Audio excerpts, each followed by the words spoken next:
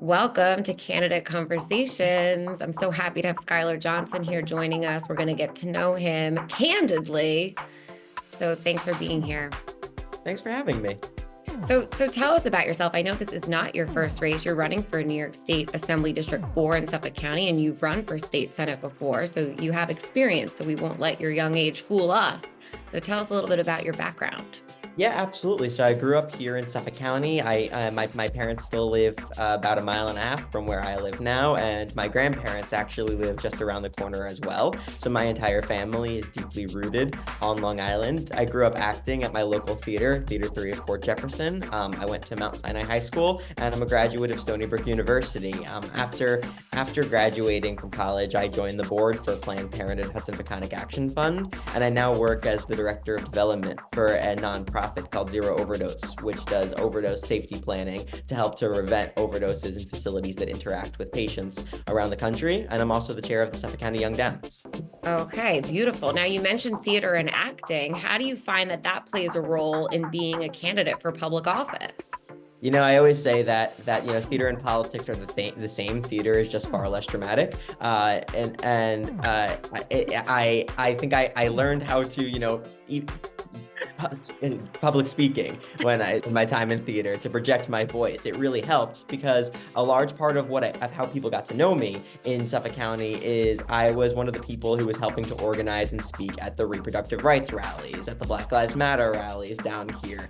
And so I don't know that I would have been able to do that if I hadn't had a background standing on the stage since I was about 6 years old. I think that's hysterical. I've never heard that before. Theater is much like politics, but theater is less dramatic. Oh, absolutely, far less dramatic.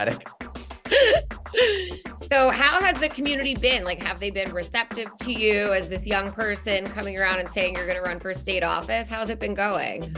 Oh, absolutely. Well, it's been an interesting progression. A lot of these people met me when I was much young. I'm young now, but when I was even younger than I am now. And so they've seen me grow over the last several years, but a lot of people here are very excited for a young person to be running. My team and I knocked probably around 8,000 doors during the petitioning process, and a lot of people still knew my name, and they were very excited that I was running.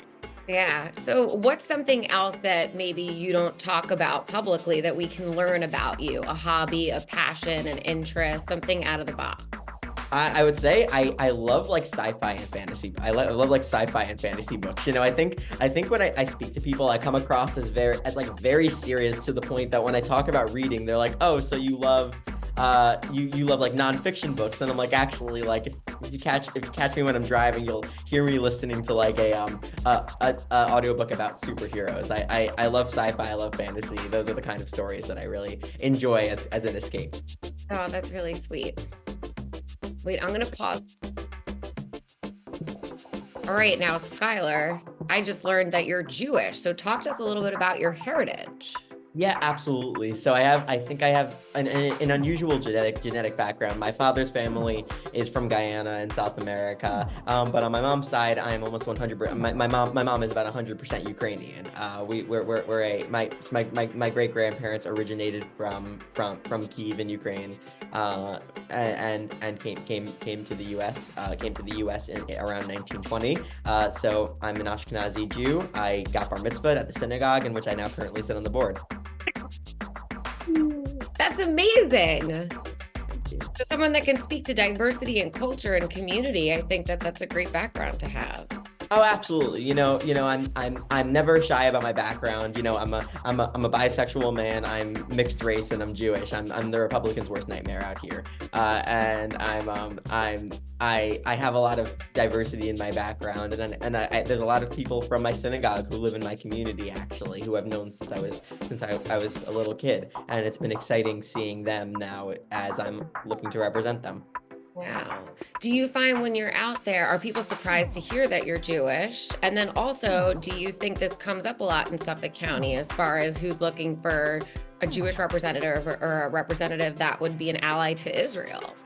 Absolutely. People are surprised. People are very constantly surprised that I'm Jewish, that I don't fall into I don't have the typical last name even that you would expect from someone who was Jewish.